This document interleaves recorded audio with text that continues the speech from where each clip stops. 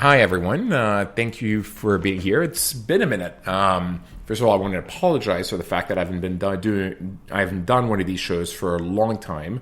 To my great chagrin, my father got ill last March, and I moved it back in with him in France until July. And the good news is he's now perfectly healed. So it was a good and worthy time investment, and it was great. But I didn't have any of my streaming apparatus, and I had to put this on hold. But I'm very happy and excited to be back. And I'm also very happy and excited that we're restarting with a series essentially on the Indian ecosystem. I have a long and close connection in India. I was obviously a co-founder of OLX, which is which is the largest classified site in India, and it's part of like the fabric of society. My very best friend, or one of my best friends, is from India, and we met at McKinsey, and he's still running and helping the government and the country there improve and modernize its infrastructure. And so, starting today with Niraj, the founder of Spinny, who's the 76th unicorn in India. It may come as a surprise to many of you, but how robust the tech ecosystem there is. And so I look forward to having this conversation. And the next episode is going to be about the Indian tech ecosystem writ large, and the one after that is going to be about fintech in India. So with any further ado, let's get started.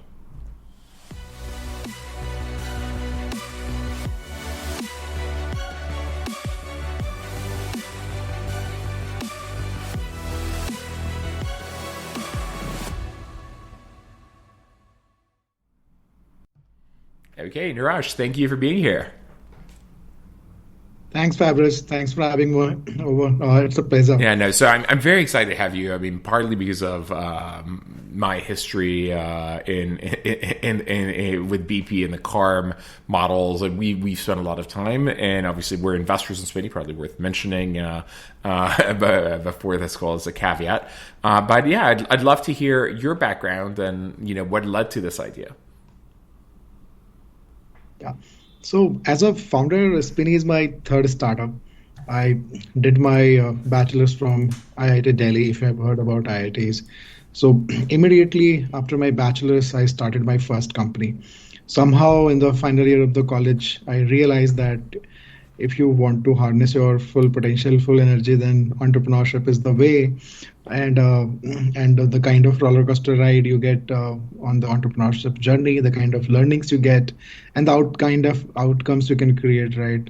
So somehow I sensed that very early, and immediately after the college, I started my first company that was into education, very early days of edtech. Operated that company for close to 4.5 years. And when was that, more or less? We started in 2007. Hey. Yeah, so operated that company for a little more than 4 years, then moved on from there. So basically, idea was to create a open education online platform, and we realized that was very, very much ahead of time. In spite of our best possible efforts, that was not going in any direction. So we decided to move on. After that, started my second company that was into web media. So around 2012, we were realizing that more and more people were coming on web in India, had started consuming a lot of content. But till that time, India-specific high-quality content was not there on web. Most of the content was Western content. So I thought that there should be a dedicated content platform for every category. So be that food advisory, health advisory, travel, education, or sports, teenage humor, political editorials. So with that kind of thought process, started the second company as a web media company. The start was really good. All platforms were shaping up nicely, and we were monetizing through advertisements. All the traffic was organic Google search traffic. But then we did some major strategic mistakes in that company, and because of that, there was a lot of mess. So moved on from that company also. So after moving on from my second startup, so basically the 9-10 months phase of my life just before starting a Spinny. So during that phase, I was not giving up on the entrepreneurship, right? Of course, very desperate times, very difficult days, having failed back to back into startups. but still I was not giving up on the entrepreneurship. But one thing was very clear, that whatever I do next, I'll do from a long term perspective. Can't keep doing flip flops again and again, so has to be a long term thing, not a predefined time bound project. So maybe 10 years, maybe 20 years, maybe rest of life. So I was clear that whatever I build next, I'll build with that kind of orientation, that kind of mindset. And if you want to build something for long term, then you and and the kind of orientation you need for that, you cannot start in haste. So I told myself that it's okay to wait for some time, right? But I'll only start when I get very strong conviction and excitement for something where I can operate with that kind of long term engagement. And out of that engagement, whatever I build, I'll build for decades. So that was the kind of thought process I was having just before starting Spinny. So I was not in any kind of hurry. So in that free time, so basically for 9-10 months I was not doing anything. In that free time, I also did angel investments quite actively. Whatever little money I had from exit of my first startup, I thought rather than going for MBA or investing in real estate or something like that, it's better to invest in startups. Even if I'm not able to recover or multiply my money, I'll get a lot of learning. I'll be also be able to test my decision making skills regarding problem statements, business models, people, GTM, all those things. And I'll also be able to build some network which will be helpful while doing my next startup. That whole that whole stint was really very I would say amazing, and whatever learning expectations I had, I So got you basically much more became than an that. angel after the second startup as a means of like keeping your fingers on the pulse of the market, and understanding how to evaluate different founders, and frankly to just generally get idea and be connected. Exactly. Finally, I decided to start spinning because the that did something for long term. That was very clear that if you want to build something for long term, then you need to build a true, sustainable, organic brand. It has to be a brand play. And if you want to build a long term, organic, sustainable brand, then you need to solve something that is really very important for people. And what year was that? That was 2015. 2015. And had you seen what was going on in the US with like Carvana, Vroom, CarMax, and others, or it was a unique, specific solution for the Indian market? It was unique. I was not following the US market really closely back then. So it was completely inward looking. So was basically I was thinking that I was able to relate that how car buying is still very aspirational and emotional in India, right? So it is a very still very important purchase for people, very aspirational, very emotional. It is when you're buying your first car, it is also certain kind of unlock in your basically life journey. So it was very clear that this is a very very important and a special purchase for people. And when you are buying your first car, you are relatively young and relatively early in your career ladder. So you have kind of limited budget, but the purchase is very aspirational. You want a product that matches your aspirations. So you start looking out for options in second-hand car market also. But the purchase remains very special. You have certain kind of expectations, and the kind of treatment you get in the market is exactly opposite. So this was very clear that if we go after this problem statement, this won't be just about the used car market or Indian automobile opportunity, but this will be also about solving for the aspirations of the new age young people, and the kind of problems they face in this category around quality, transparency, accountability, fairness. So this was very clear that this will be also about solving for trust and experience and aspirations of people. So what is the experience that you ended up choosing to have? And because obviously everyone's aware of the lemons problem that you have in used cars in general, and the issues you have also dealing when the transactions are not intermediated or there's no guaranteed. Of all the things you could have done, what did you choose to do exactly to make sure that people have the right experience? Right. So, yeah. So our initial model was very similar to what you were basically doing at BP. So it was a C2C managed marketplace. We thought that real, root cause of all the problems in the category is information asymmetry. So to solve for the mistrust problem, we have to eliminate the information asymmetry. So if we do, in-house through in-house experts, the complete verification of each and every car, and only those cars who meet our quality standards get onboarded on our platform, and whatever findings we have during the inspection of those cars is published very transparently on the platform, and all the information dissemination is in a very easy consumable way for all the prospective buyers, and all the decision making and assistance related tools are properly integrated in the platform. So we are ensuring that we are eliminating the information asymmetry, number one, and number two, enabling the consumers to make fully informed decision making. At the same time, each and everything is being directly facilitated by us in our presence. We are doing complete hand holding of both the sellers and the buyers, so that will eliminate friction from the transaction process, and that should result in good experience also. And that was our idea, that we have to solve for trust and we have to create experiences. So we thought that that model should be able to do justice to that, and we started with that kind of approach initially. And what? But I guess what were the learnings, and what did you expand to? Like, what is Spinny today? Today, Spinny is a full stack retail platform.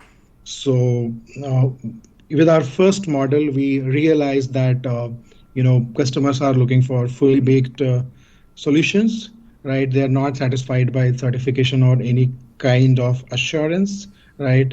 They are basically looking for fully baked solutions, and they want the seller to take the complete accountability of the product. Given the importance of the purchase, they cannot afford anything to go wrong. And we realized that. So by full stack, you mean, Yeah, do you please buy the go on. cars? Do you have retail locations? Like what does that cover exactly? Yes. So for sellers, the car is purchased immediately from the sellers. Then the car goes to, reconditioning centers, our company-owned reconditioning centers. We refurbish those cars, and once the cars are, fully ready and without any defects, and it is as good as a new car, then the car is onboarded on our platform, and the inventory is in our exclusive control. So we can make the entire engagement very seamless for prospective buyers.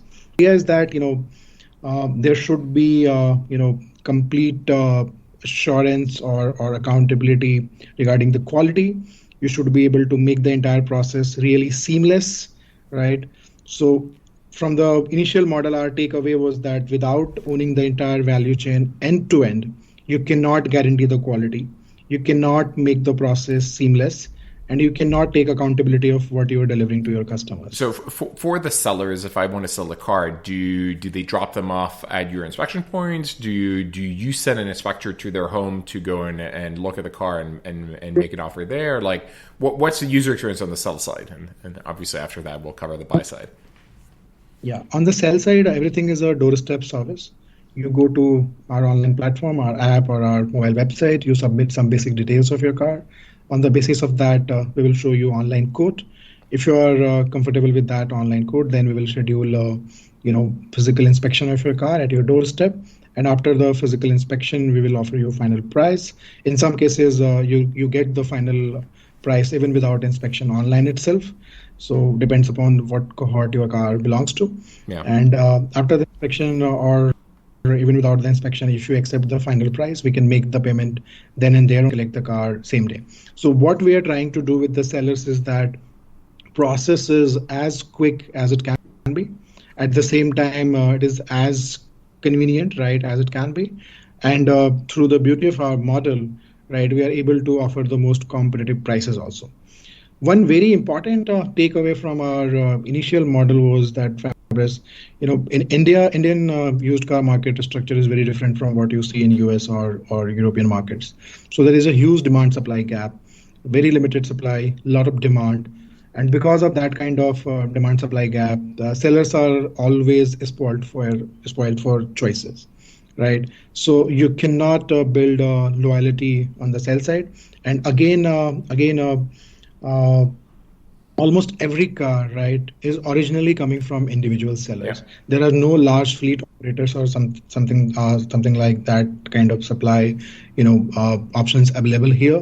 So irrespective of channel, right, original source in almost every case is individual seller. So there is no way you can build loyalty with those individual sellers. For them, it is a one-time opportunistic selling activity.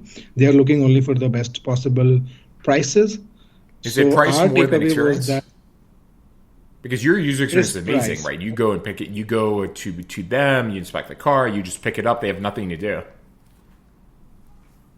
So basically, experience is like icing on the cake, but the pricing has to be the, Okay. most competitive. It's interesting because 99% of marketplaces in the world, I would say, are demand constrained because sellers are financially motivated to be on the platform. And so it's actually interesting to be in a market where you're supply constrained, which I guess is why you have to buy the car. Because if you didn't, the people are not willing to Exactly. wait to get paid until it's sold. They if it's so supply constrained, Supply they want constraints, the money now. you cannot dictate the relationship. That Yeah. makes a lot of sense. Not Okay. a lot. Yeah, yeah, it's very unique, and it probably was even worse during COVID, and from that perspective, because it was hard to get new cars. Did you guys also see a explosion in used car prices in COVID? Price explosion was not there, but demand explosion was definitely there. Mm, So because in COVID, people did realize that, we have been saying this since long, but people again, it was a reiteration kind of thing for most of the people that cars are not just about moving from point A to point B, yeah. right? And also not about just fulfilling your aspirations. It is also about some kind of reliability, some kind of peace of mind for the whole family, and this lifelong, lesson, people were able to get during the COVID lockdowns. So, and then because of that, when things started, unlocking, there was huge long-term shift in the mindset towards the car ownership. And so, what's the user experience on the buy side? Do you have like actual physical locations, or is it just I pick the car online, and because you offer enough trust and safety, and when I buy it, you just deliver it to me, or both? So as a buyer, you have both the options. Okay. You go to our online platform. All cars are listed there with all possible details that are, good enough to help you make up your mind. Once you have, identified a car of your choice, then you have both the options. Either you can make the entire transaction online, and the car will get delivered to your doorstep, or you can book the car online, reserve it for yourself, and you can schedule a visit to our offline car locations. Okay. And then you will go there, you will physically cross-check the car, you can take a small test ride, and then you can complete the transaction if you want to go ahead with it. And how can you beat? I mean, it sounds or it feels expensive from a you're buying cars, you're renovating or you're refurbishing them. You have physical locations, you have inventory. Are you in a position, despite that, to be price competitive from a price perspective and make unit economics work? Yes. So currently in India, we are top 15 cities of the country, and our original four cities. So basically, till December 20, we were operating only in four cities, and December 21 was, that number was eight, and in 2022 we have added seven cities so far. So currently, we are operating in top 15 cities of the country. So first cohort, the initial four cities, right, we started operating into. Yeah. Those cities are already profitable now, right? And the second cohort of next four cities is about to become profitable. So there is huge trust gap, and there is no public data repository like you can enter the VIN number, you can get the entire history of the car. Those kind of public repository are not available in India. So the trust problem is even higher, right, as compared to what you see in US or the European markets. So, and because of that higher trust level, right, the opportunity to earn margin, right, is more That makes sense. exciting, right? The And what convinced you to have offline locations? Because if you offer a very good guarantee, could it not be enough that people buy it, you deliver, and if they're not happy, you just take it back or something like that. What made you say, okay, we also need these locations? So, Fabulous, very early in our journey, we realized that this category, you cannot build this category in a sensible way by doing aggressive marketings or discounting, right?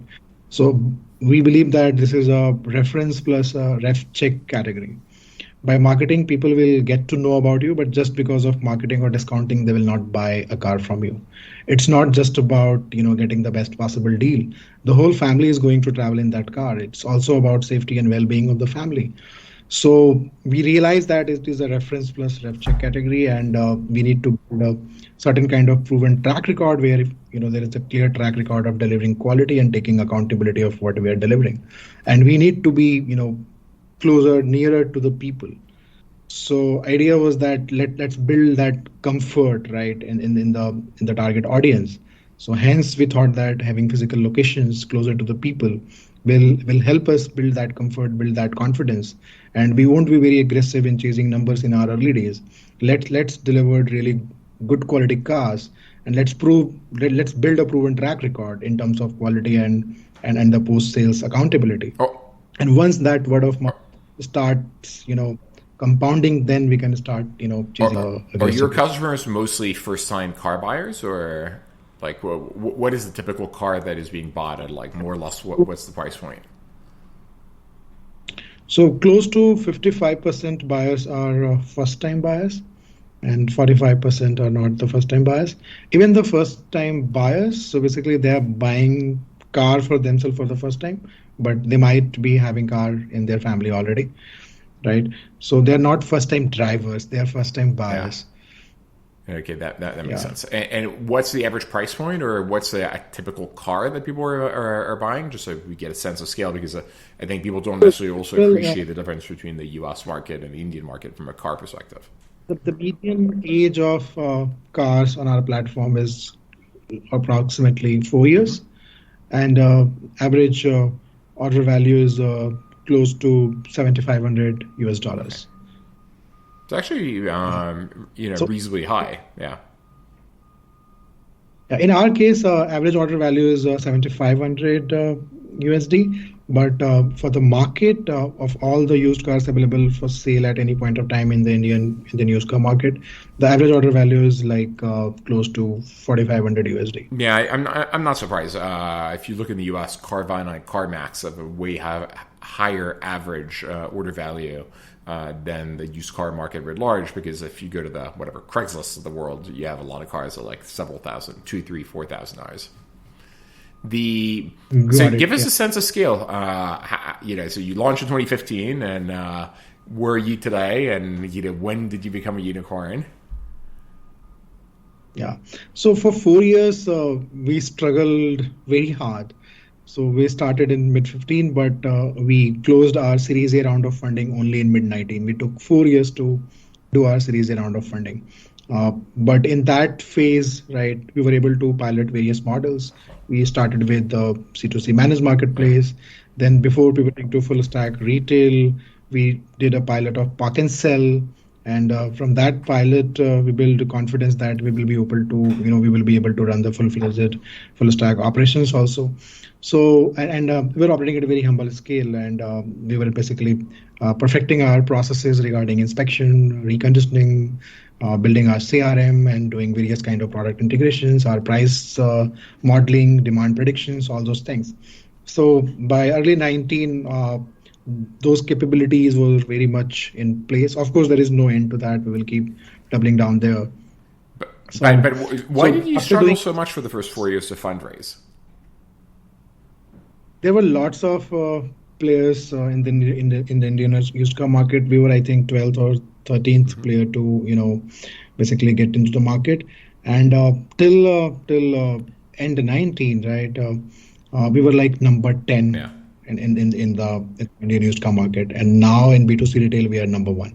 So most of the scale has come in last 2.5 to 3 years. Okay. So after our Series A, we started, adding more people to our leadership team. We started investing more in our products, and whatever capabilities we had built, we started adding more and more capacity, in various functions. And yeah.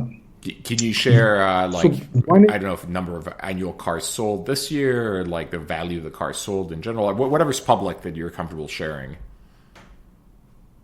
currently we are selling close to 6,000 cars a month. Okay.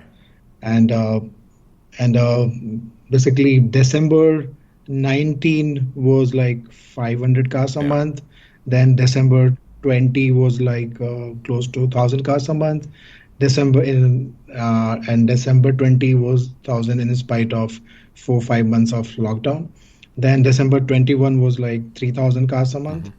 And this December we should be doing more than 7,500 or 8 a month. Yeah, I mean, people can do the math, right? If it's 6,000 a month times 12, we're talking 72,000 cars a year times 7,500. Yeah, it's reached real scale. So when did you become a unicorn? You did around, I think it was Tiger So was we the last did round, or Yeah, so last November, December 21, we closed our Series E round at 1.75 billion valuation. So primary infusion in that round was 250 million at well, 1.5 billion pre-money can valuation. you, And that round was led by Tiger and ADQ. And Tiger was an existing investor. Tiger had done our Series D also. That round was at six close to 700 million valuation. well, congratulations. Also, good market timing. That's, I think, literally the top of the market in every respect. Yeah. So what's next for Yeah. you? Like, what's next for Spinny? So we are having a really solid momentum on the demand side.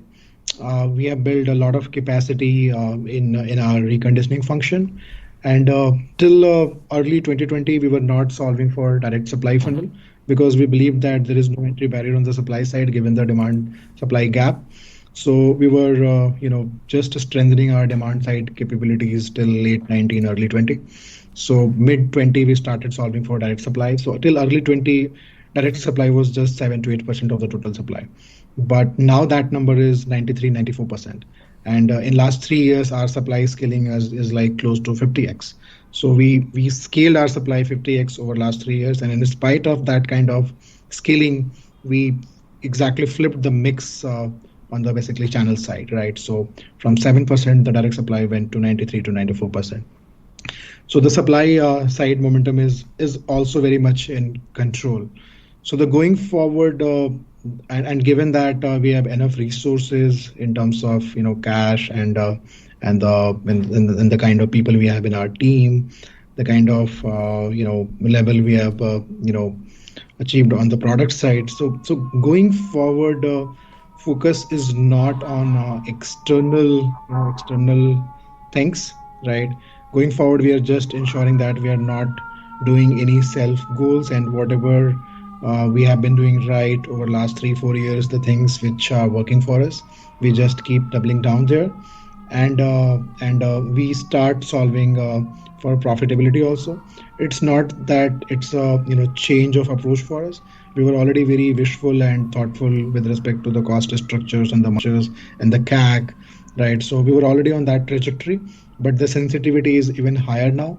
So we believe that in next in next 6 to 7 months, right, the entire company, right, so all markets, all verticals should become contribution margin profitable marketing, and after that we will need to recover just the corporate costs. So sometime in 24 we should be able to hit EBITDA profitability, right? And so that is the focus. We keep increasing our market share. Number one, number kind of customer experience we are able to deliver. We are able to keep doubling down there. We are able to keep strengthening those capabilities which are allowing us to deliver that kind of quality and experience. That we also solve for profitability on the earliest timeline. So basically more of the same at a larger scale, maybe adding a few more locations, getting to profitability, and continuing to scale in a profitable way. I think that makes a lot of sense. Especially in the current environment. I mean, have you been impacted by, the comps doing so badly? Like if you look at Carvana in the US or Kazoo, I think their stock prices are down 90%. Have you thought through whether or not that impacts you and what you should do about it other than going for profitability? So, at least people in India do understand that the Indian used car market, in fact, the entire car market construct is very different from, even the capital market constructs are very different from the, US and other Western markets.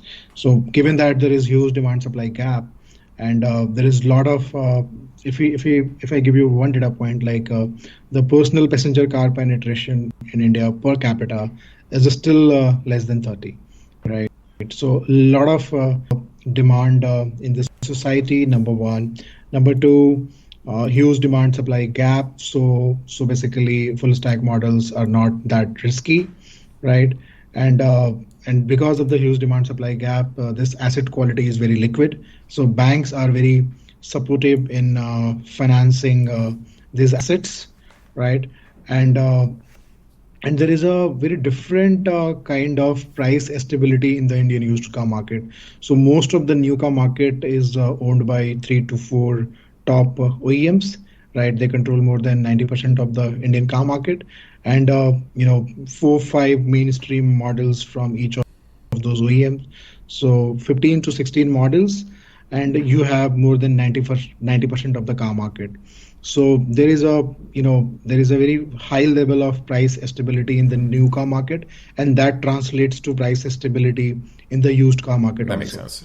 So and the market is growing very fast, right? So 15 to 16%, CAGR, that kind of growth the Indian used car market is seeing. How many new cars are sold every year in India, and how many used cars are sold every year in India? Just so I get a sense of scale. Yeah, so new car numbers are close to 3.5 million a year, and the same number for used car is 4.5 million. And it is expected that in next 5 years, this number should get doubled. Is that driven purely by GDP per capita? I mean, obviously, to your point, it's a very aspirational purchase, and as you become better off, and it becomes one of the things that you aspire to purchase. Exactly, it is driven exactly by that. Okay. How's it? I mean, I used to be in India a month a year for over a decade, but I haven't been in a while. As the government infrastructure, like have the road infrastructure improved a lot, or is the government making a lot of decisions to A, make it easier to buy, and also B, to support the infrastructure of car ownership, or not yet? Yeah, so government, so basically, automobile contributes basically handsome share to the Indian GDP, right? Mm-hmm. So government is basically pushing for local ownership, local buying also, and they are pushing for exports also. So manufacture in India and then export to other countries.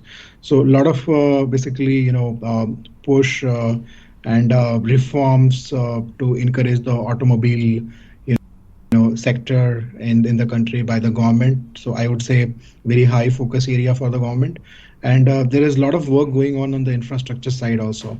So in the last 10-12 years, a lot of infrastructure development, and still going at a very crazy pace, right? So when was the last time you visited India?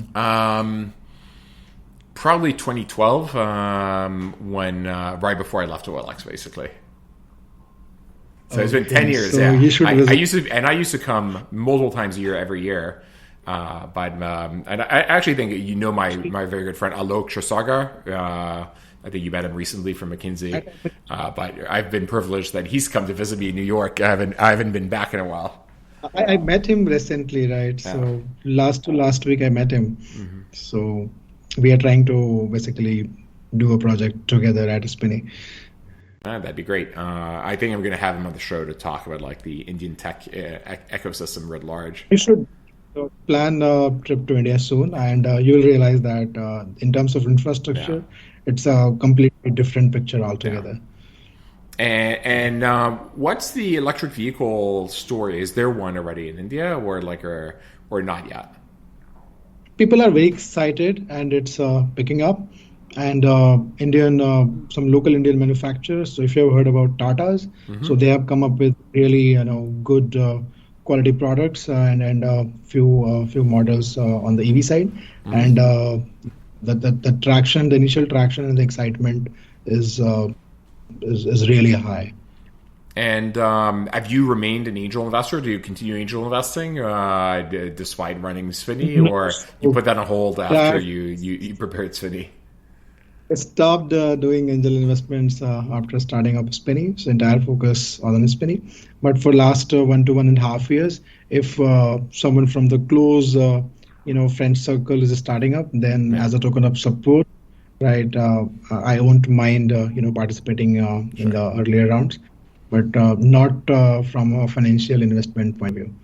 And what's the venture and tech ecosystem like in India right now, from your perspective? Is it like hotter than it's ever been before? Are you as excited, optimistic? I mean, just to get a sense of your perspective. 2021 and 2022 was like complete madness, right? So almost everybody was getting funding, but lots of correction happening this year. But I would say funding is not a constraint in the country anymore, right? So if you are able to come up with a solid idea, and if you are the right team to execute that idea, I think funding is the last thing you should be worrying about. Okay. Ecosystem is starting, right? So now lots of mentors, lots of experts are there, right? So when I was doing my first startup, second startup, literally there was no ecosystem. But now the ecosystem is maturing very fast. So I would say that all the external support system is very much available now. It's only up now. It's completely up to your capabilities and determination and efforts. Yeah, no, it's interesting. It took a long time. It took way longer, I think, than many of us would have expected in terms of getting companies to really have scale, real revenues, be worth billions of dollars. But now, I mean, and we're seeing it, and Spinny is one of many examples. Yeah, Flipkart did an excellent job in creating that ecosystem, and Flipkart also worked as an excellent example for customer education. Customers basically saw the first-hand benefit of such kinds of services, and they started opening up for more and more services from various categories, and they started paying up for the services and some premium also. All right, cool. For those who don't know, Flipkart is like Amazon of India. Yeah. And anything we didn't cover that we should cover or discuss?